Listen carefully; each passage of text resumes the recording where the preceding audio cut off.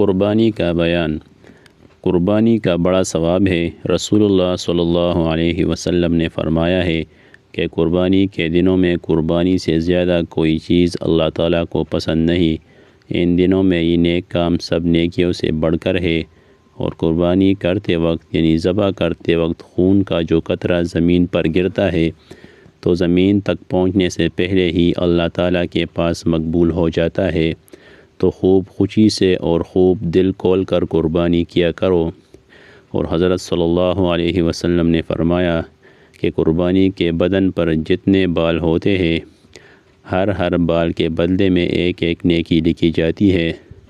سبحان اللہ، بھلا سوچو تو کہ اس سے بڑھ کر اور کیا ثواب ہوگا کہ ایک قربانی کرنے سے ہزاروں لاکھوں نیکیاں مل جاتی ہے۔ بھیڑ کے بدن پر جتنے بال ہوتے ہیں، اگر کوئی صبح سے شام تک گنے تب بھی نہ گن پائے، پس سوچو کتنی نیکیاں ہوئی۔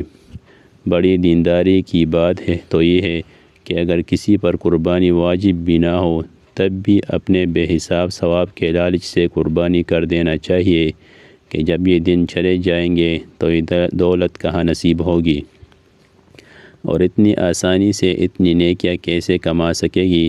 اور اگر اللہ نے مالدار اور امین بنایا ہو تو مناسب ہے کہ جہاں اپنی طرف سے قربانی کرے وہاں جو رشتہ دار مر گئے ہیں جیسے ماں باپ وغیرہ، ان کی طرف سے بھی قربانی کر دے کہ ان کی روح کو اتنا بڑا ثواب پہنچ جائے۔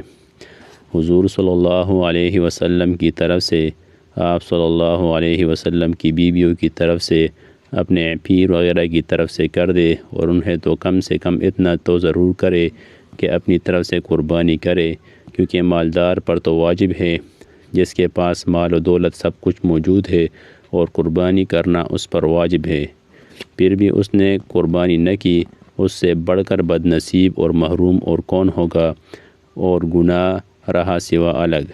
جب